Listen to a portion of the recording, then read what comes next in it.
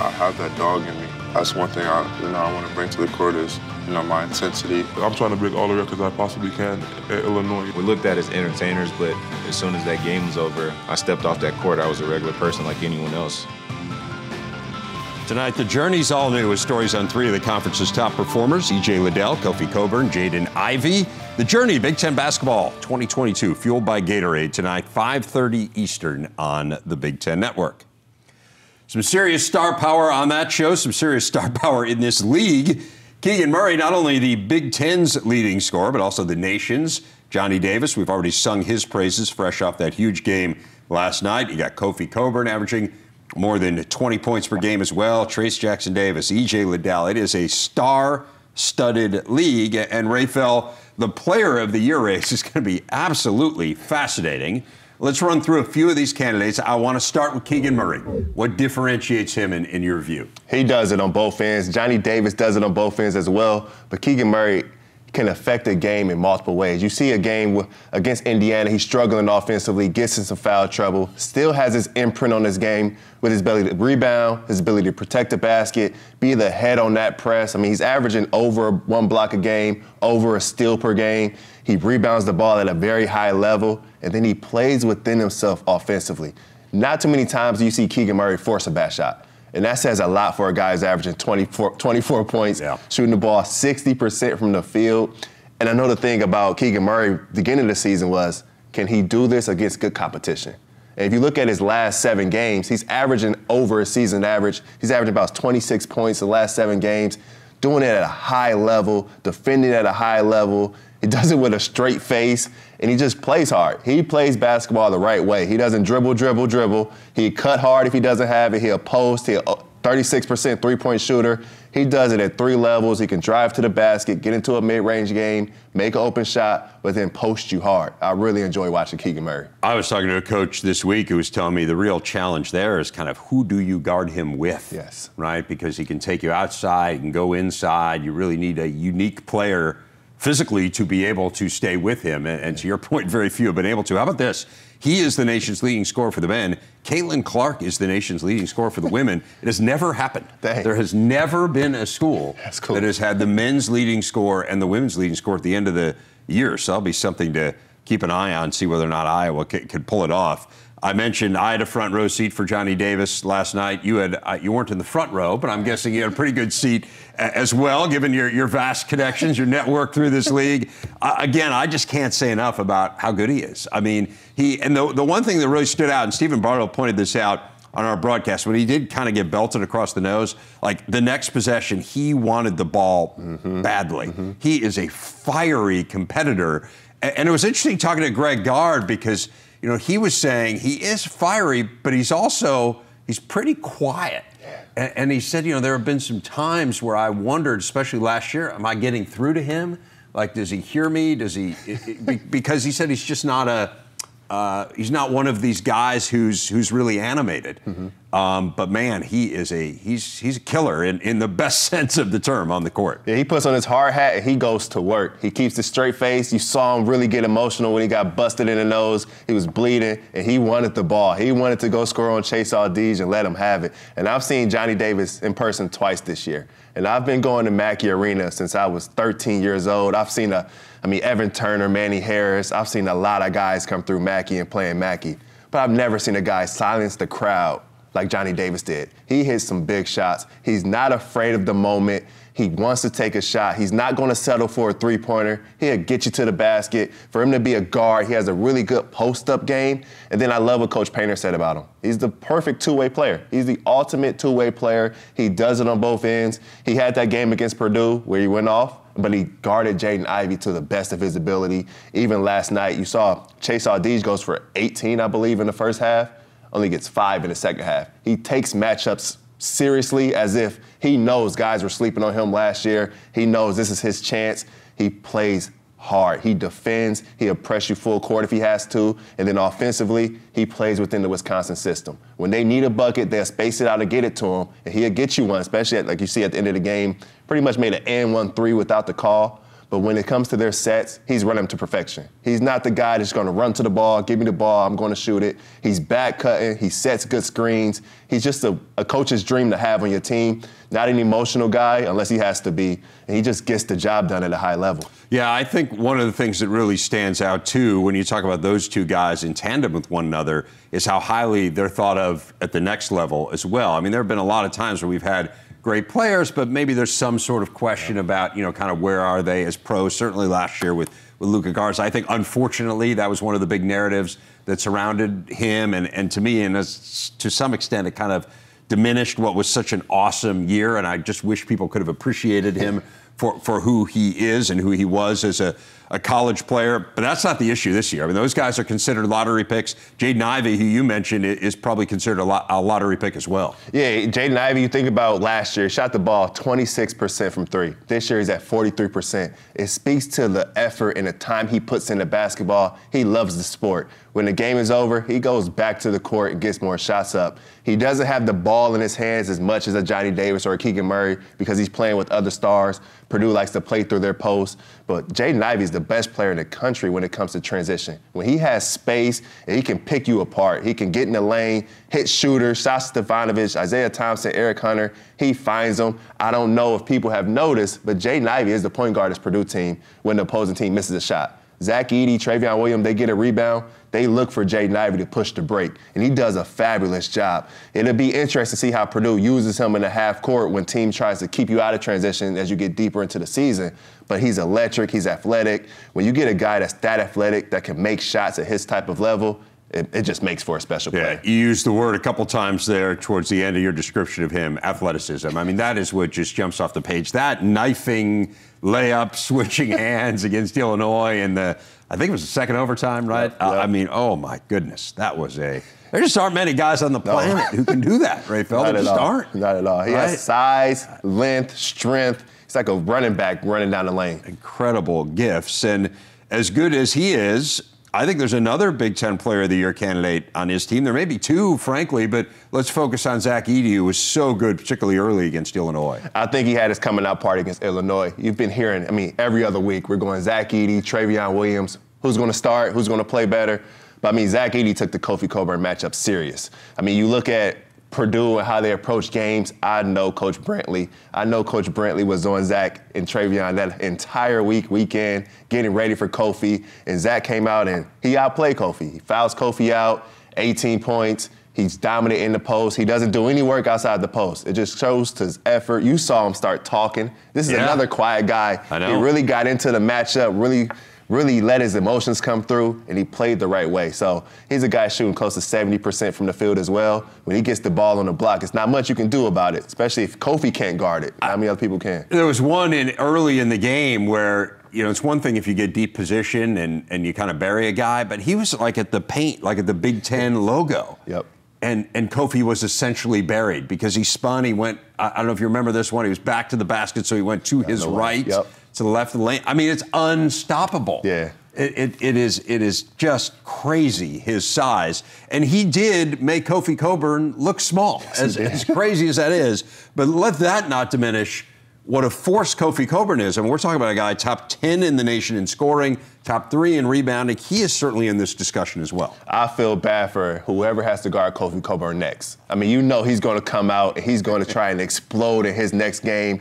21 and 12, shooting the ball over 60% from the field. This is a really good player. That one game doesn't define Kofi Cockburn. When he comes out that next game, I'm excited to just see the stat line. He's probably going to try to dunk every single thing. He's probably circled the next matchup with Purdue, and he's going to be salivating for it. And the return of Andre Curbelo will only help him because those two in pick and roll are really something. That's crazy. I think we'd be remiss if we didn't at least discuss E.J. Liddell. I always cite the Ken Palm Player of the Year, the metrics that he throws together and then spits out a number as to who's the best player in the country. E.J. Liddell is second. Yes. He's first in the Big Ten. So where does Liddell fit in this picture? He's a guy that we tend to forget about. I don't know why we forget about E.J. Liddell, but he's averaging 19-7, 3 assists, also getting you 3 blocks. He's turned himself into one of the better rim protectors in the league.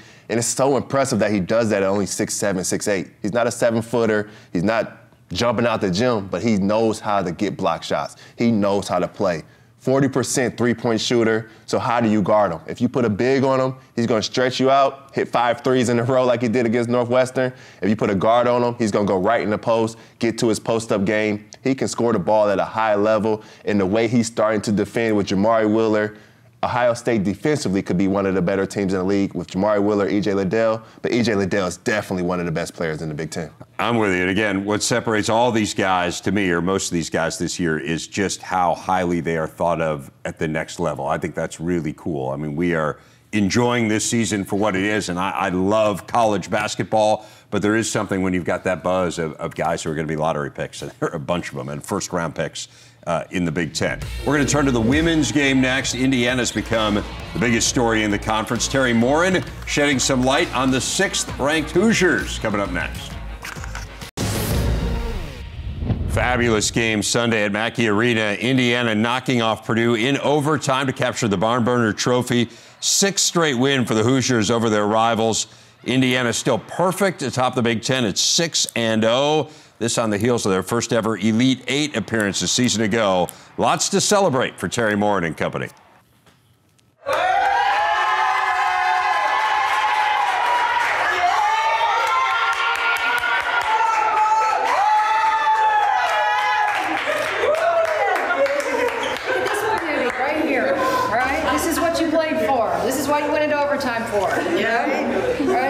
This is, again, why all of you had to do something, right, to get this. Every one of you contributed, and I'm really, really proud of you, all right?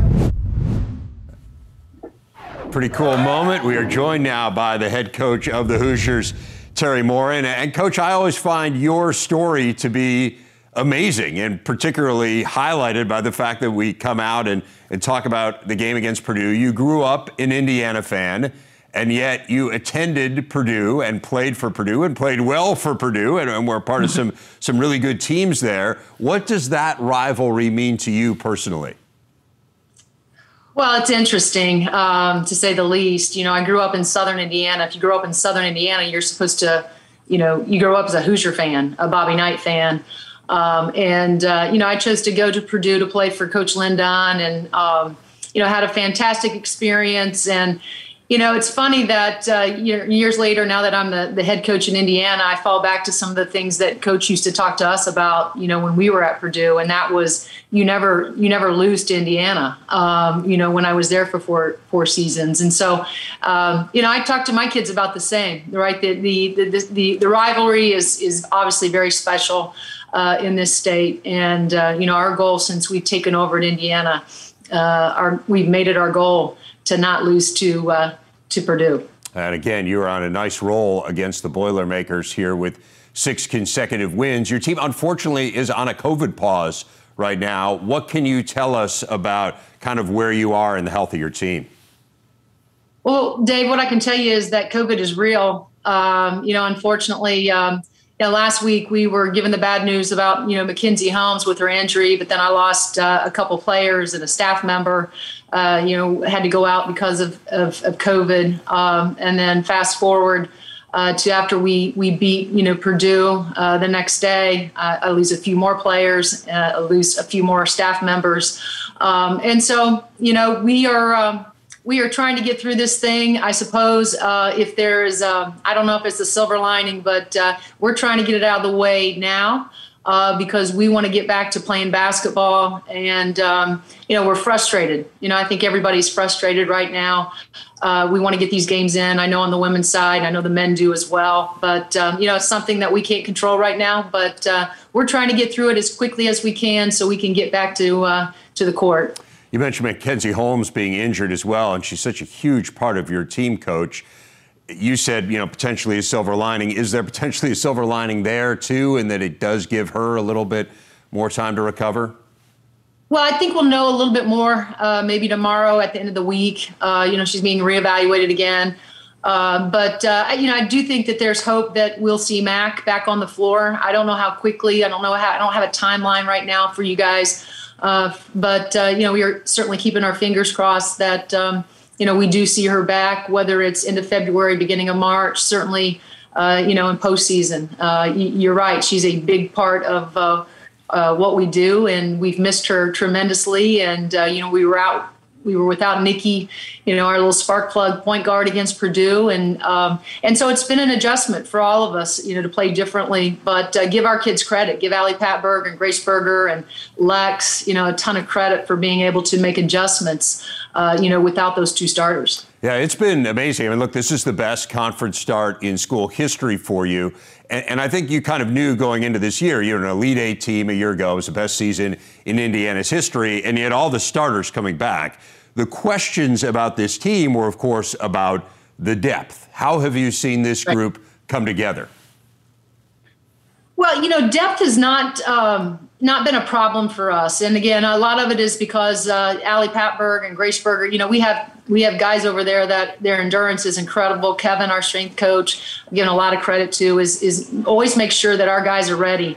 But I will say this, I think there's something really positive about what we're going through right now, because you're getting to see the likes of Chloe Moore McNeil and Keandra Brown, and even our freshman, Caitlin Peterson, get some time right now, and some intentional time, which I think will serve us well, once we get everybody back, once Mac comes back. I think the experience right now that those guys are getting off the bench, Chloe being a starter, the other night at Purdue, will serve us well down the road. Coach, how much does it help to have veterans at a time like this? I mean, you have fourth-year players, you have fifth-year players. In the case of Allie Patberg, you have a seventh-year player. Right. How does that kind of help when maybe, again, you're playing fabulously, but there is a little bit of a bump in the road here, and you need to kind of lean on some of those veterans? Oh, no doubt. And it's Allie's like having a coach on the floor. She really is. But you can say what you want about talent. You can say what you want about X's and O's and coaches being terrific. But you can't say enough about the experience. And, I think people got to see that in our Nebraska win at home when we were for the first time without McKenzie. And then, fast forward on Sunday at Purdue.